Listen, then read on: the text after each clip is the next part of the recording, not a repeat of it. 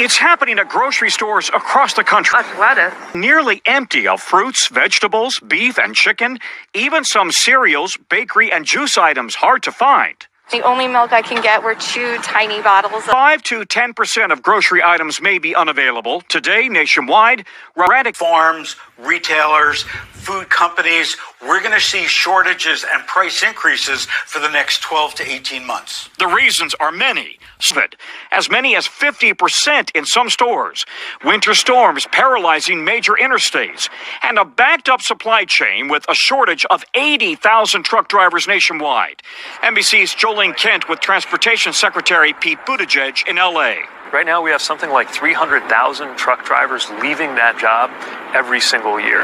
And that creates backups into the warehouses that are reflected all the way here at the ports. Experts say store shelves may not improve until the pandemic recedes, staffing levels return to normal, and the global food distribution network is restored. Shalom, shalom. I want to start off, of course, giving all honor and glory and praise and worship to YAHAWAH, BAHASHAM, YAHAWASHI, BAHASHAM, RAWCHAA, HAQADASH. Double honors to our apostles and our elders, a great millstone, rule well, teach us sound doctrine to this very day. Strong shalom to the hopeful elect and the rest of the large multitude of men, women, and children. The Lord have mercy on these last days. It's your brother HAQADASH coming back with a quick lesson through the spirit and power of YAHAWASHI. Lord willing, it's edifying, man. As you can see,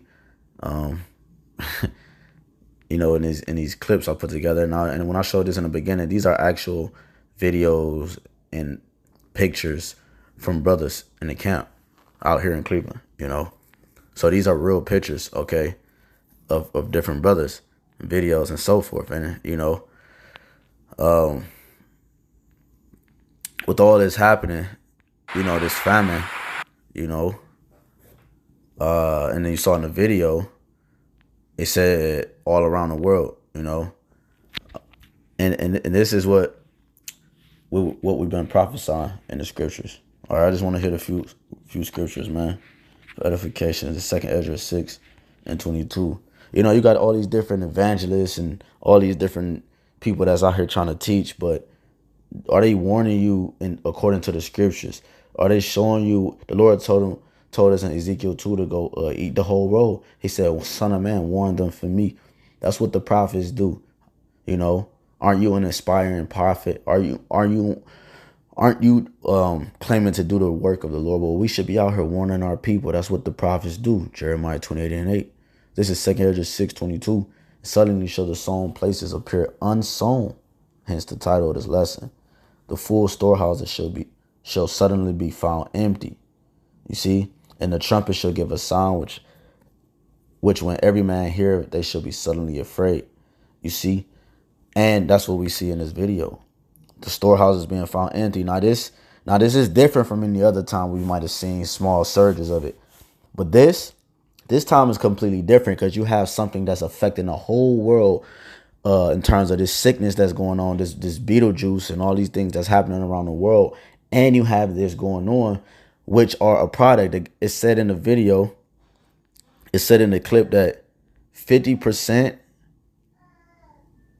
It says, what I said, yeah, 50% in home in some stores, talking about when these different variants being pushed, a lot of people are wanting to eat just at home instead of going to the stores. Okay, so the stores are going to continue to devalue because you don't have a lot of people shopping, going to them, putting money into it. You know, they like some of these businesses wasn't having customers, so they was forced to shut down. But on a larger grand scheme of things, you have these protests. That's what I meant to get to, starting especially out there in Canada. It was thousands of truckers protesting. Well, like I saw this article, it says this is coming to Babylon the Great as well, because Babylon the Great is going to be the last one to get touched. According to Isaiah 47, it says, "O virgin daughter of Babylon," because this place hasn't been touched by these things. You have these people not going to know what to do. You know, they're going to go into survival mode, man. They're going to kick into a second gear. Daughters killing mamas eating their children, you know, all type of stuff, man. The Lord is this the year to turn up. You seeing all type of spirits being stirred up, man. I'm just me alone seeing different stuff, man. You know, that's why it says this. If you continue, 2 6 and 24, at that time shall friends fight one against another like enemies, and the earth shall stand in fear with those that dwell therein. The springs of the fountain shall stand still, and in 3 hours they shall not run. You see? And that's what's going to happen. Friends fighting friends like enemies, man. With no moral compass, no moral standard, man. 2nd Ezra 15 and 5, behold, said the Most High, I will bring plagues upon the world, the sword, famine, death, and destruction. And we all know that because it told you that in Matthew 24 as the days of Noah. You know, because this is the thing. A famine, when you go into the word famine, it means a scarcity of something. Okay, so when the Lord is plaguing this place with famines and different stuff, you're still having people and eating. Okay, this is why this is the stumbling block. You know, because people are not going to, and this is how the Most High set it up. So you're not going to be able to pinpoint the exact time he's going to come. No man know the hour of time, not even the sun. So you got all these things happening, and people. So when we out there prophesying, we look crazy because we saying this famines and the end is near. Is all these different things that you hear them crazy. They call them crazy wackos on. Like, we look crazy to the world. We this is the foolishness of preaching. You see, so these plagues and these different things being sent by YAHWASHI, man, it's beautifully how it's being played out, man. You know, famine, sword, and pestilence to waste thy houses with destruction and death. And this is what's going to deprive the people and take out the so-called middle class, which was really never really a middle class. You have the rich and the poor. So when you read Revelation 13, it says what? It says he calls of all, both small and great, rich and poor. There's no middle class.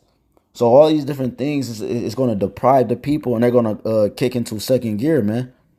You know, because people don't know how to survive. This country don't know how to move like that. 2nd Ezra 16 to 18, 17. Woe is me, woe is me, woe is me. Who would deliver me in those days? In the beginning of sorrows and great mournings, the beginning of famine and great death, the beginning of wars, and the power shall stand in fear. The beginning of evils. Evils is a as well. Okay, meaning bad times. What shall I do just for a minute? You see, that's why these things has to come. Because these are judgments. These things are sent as scourges for a minute. These things are going to reward the ones that is mindful of thy scourges. You know, these people don't understand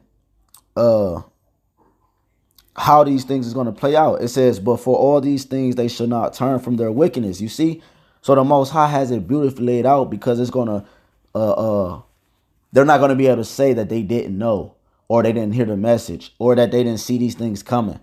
You know, he's also making it obvious for the individuals on a lower level as well. You see, because the Lord has placed common sense in people. You know, obviously, if you have mentally challenged and so forth like that, you're not going to know. But I'm talking about the ones that are functioning on an everyday basis. The Lord has what? He has set it up where everybody is also seeing this too. You got niggas getting married, but what do they see? They also see stores closing down. I'm seeing all type of nationalities all throughout the different neighborhoods now. You never used to see that. It was, you know, he had it somewhat segregated, which is the right thing to do, but it was all to put his witchcraft on the minds of the people, to try to fight for a better cause. So these people are going to do the same thing. They're going to try to fight for, you know, they're not going to try to fight for a larger crowd. The crowd is going to get smaller to the point it might just be them.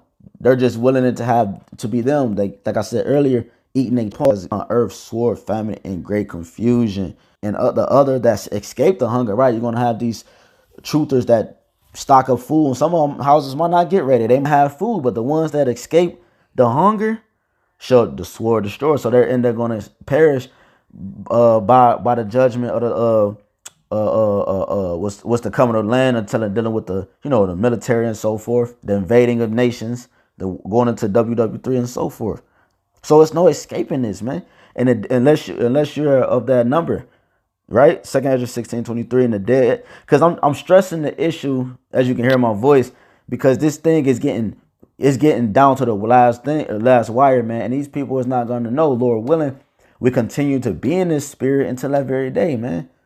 You know, because the Lord manifests out as done till the earth and to sow You see, the trees shall give fruit, and who shall gather them? So that's what you also 10% of grocery items out of stock. And that's another reason why they out of stock, because they not only are the protests happening with these workers. A protest means what? That you're actually fighting for the cause. So which means what? A true protester is skipping work. You know, they're out there day in and day out. So you have a lot of these truckers. I saw like in Canada, it's like 3,000 working. They're not in the trucks traveling to the different countries or state. Like my bro, right? You know, he traveled down, all the way to Texas every week, So it's like you got these, and then you got these sicknesses. Like they said, people are it's over 50% of people are not working because they're sick, and so forth. Also dealing with the stocks, not the stocks, with the docks. Let me go back, Salakia. You see that? So when you got these docks, you also got products that's being shipped to like these smaller restaurants like Wendy's and the places where they gotta have, food frozen. You feel me? So the food they gotta have frozen is in these containers, because they have small containers, as you see in the middle. They have larger containers that's shipped from different whatever. Like you might get meat from China or some shit, whatever.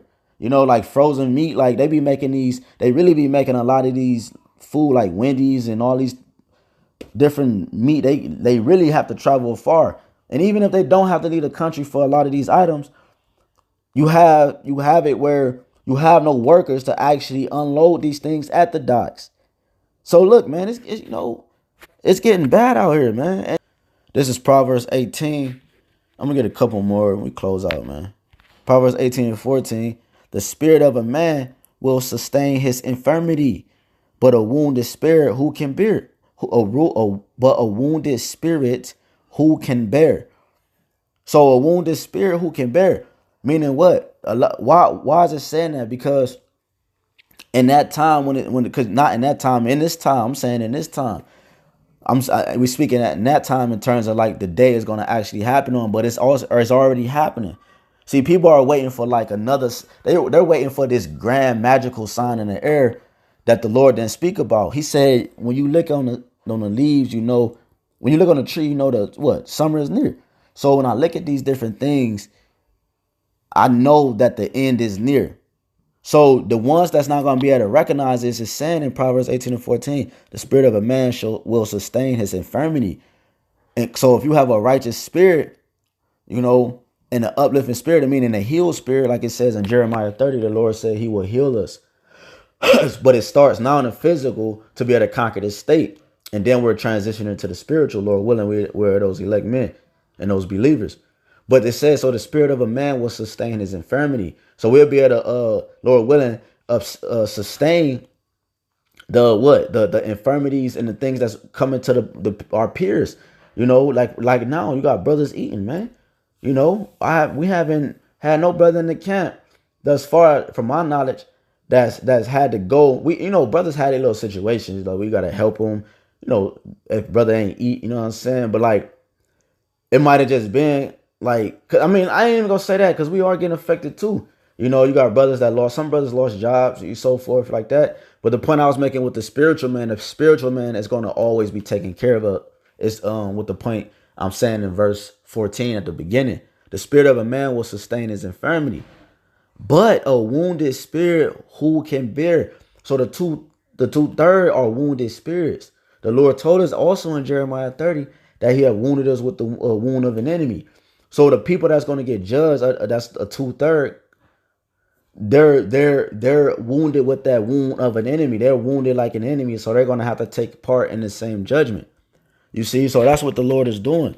That's why I say, damn, I should have got some water. My mouth dry. Isaiah 33:6. Okay, what? And wisdom and knowledge shall be the stability of thy times, and strength of salvation. You see, so it's going to be our strength of salvation. We're going to be delivered. Salvation is deliverance. You see why? Because we upheld to knowledge and wisdom. Therefore, the Spirit gave us understanding, and it's going to keep us stable. That word stability, going into that stableness. The fear of the Most High is his treasure. You see? So that fear, because when you fear somebody, you believe in their capability to do the things that they say, you know? And that's intimidating. So the fear of the Lord is his treasure. So by being intimidated by the Lord and actual fearful of him, we respect him. So therefore we what? Have faith in him. So the fear of the Lord is his treasure. So therefore we get that reward, right? Revelations 22 and like 10, 11 through, what's that? Revelations 22 and 11.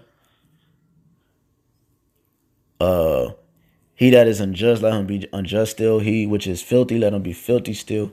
And he that is righteous, let him be righteous still. And he that is holy, let him be holy still. And behold, I come quickly, and my reward is with me to give every man according as his work shall be. So that's what that reward is going to be. Also, when you go to Job, just get a couple more. So like it, spirit hot kind of. When you go to Job 22, man, you know, it says, at destruction and famine thou shalt laugh, neither shalt thou be afraid of the beasts of the earth. So Lord willing, because we're going to laugh in that time, man. It's not a prideful laugh. It's actually a victory. Because that means we exactly know, like it says in 2 Ezra 16 and 73, then it should be known who's my chosen. When all these things, when he's going to send these famines and plagues on the earth, and the ones who are delivered and were taken care of the whole time, yes, you're going to have brothers that's martyrs, you know. But the scriptures also tell you that he keep those also from he'll take the spirit back to keep those certain spirits he brought back from actually having to experience the judgment that's about to come or even get close to it. So he also protects spirits like that too. So if you know, once you figure these things out, even before that, we walk in faith. So you have to just have faith and just believe that the Lord will actually save you in that time from martial law or whatever, you know, whatever. Like Wisdom of Solomon 3 goes into that, you know, though we're taken, you know, in the sight of men, you know, and tortured in the sight of men, we are at peace. We know the Lord is with us, right?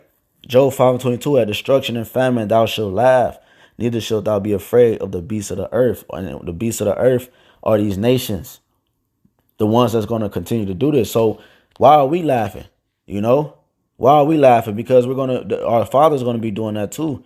But it says, for thou shalt be in league with the stones of the field, and the beasts of the field shall be at peace with thee.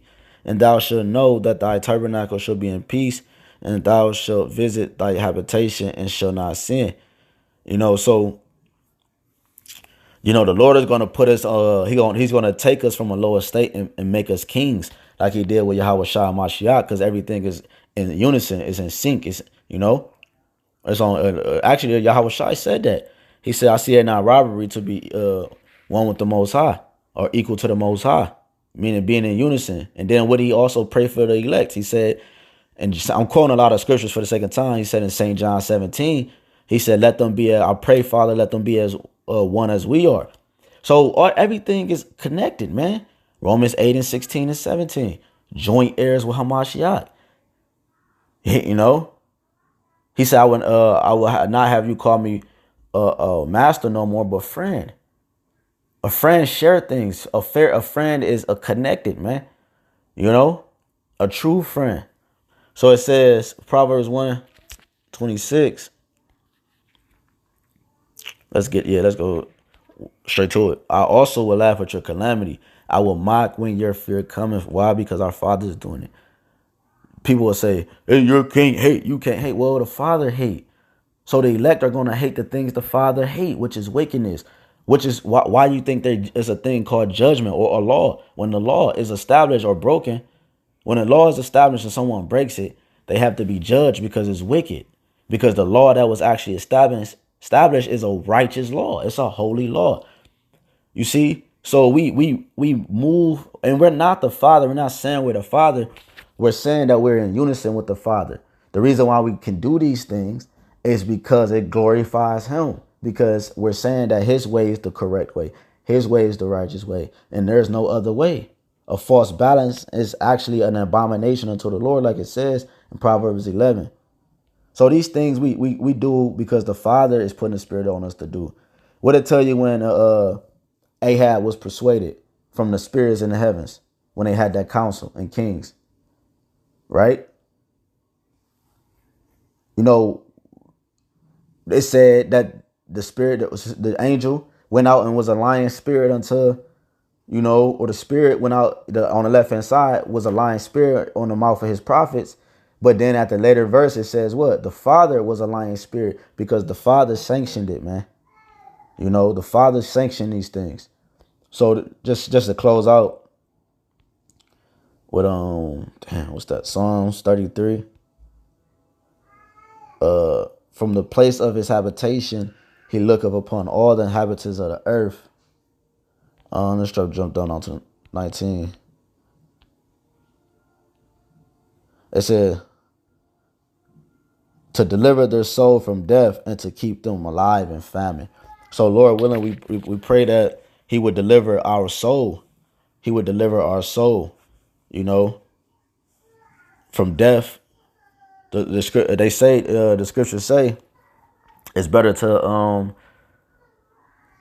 die by the sword than by famine, because your body slowly eats itself from the inside out, you know, and it's actually painful. Don't you know when your stomach growls, that shit hurt? You be like, man, sometimes it, you know, growling so much, you know, because sometimes you can get a stomach ache because, you know, our diet is kind of messed up. Even Jake that kind of eat healthy, that stuff is nice. It's got all these chemicals and stuff on it. So it's like we really not, because you bathe in the water that's connected to your home, you know. All these spring waters and these waters that say they're alkalinic, well, they're really not alkalinic. They're acidic. You know, your bubble, your water in your stomach bubbles, okay, and everything shakes around, and the acidic part overtakes these drinks you're drinking. You know, so there's so much you can go into, you can't really escape it. So it says to deliver their soul from death. So this is a beautiful thing, man. You want to be delivered from what's about to hit the earth, and to keep them alive in famine. You see, to keep us alive in famine. Famine is not just gonna be a famine of food. The Lord, he told you that it's gonna be a famine of hearing the word of the Lord. The videos being clipped, you know, it's gonna be a famine of basic essential needs. Your woman needs and your manly needs, you know, less soap, because you see a lot of food getting bought and stolen out of stores. They showing videos of, like, in pictures. This one dude grabbed like 15 steaks or so, walked out the store or something like that. These people they showing their face. They don't care, man, because the Lord is turning up the intensity of this fire, man. He's not giving you a microwave or a stove in today's time. He's giving you that ancient stove. Them things used to get hot, man. You know, them ancient ovens, you know. So, hey, man, Lord willing, it says our soul waited for the Lord. He is our help, and he is our help and our shield, right? A shield protects you from darts that's getting thrown at you. A shield protects you from it just protects you from getting harmed or struck. So the Lord is going to protect us from getting struck from that Beetlejuice, getting struck from the whipping stick, which was the sword, which was Esau Edom, getting struck from family and friends when they're in survival mode. You know, he's going to protect us from all the fiery darts of the wicked one, man. So Lord willing is edifying. We got to take this serious. So Lord willing is edifying. I was going to play the video again, but Lord willing is edifying to the elect. Shalom.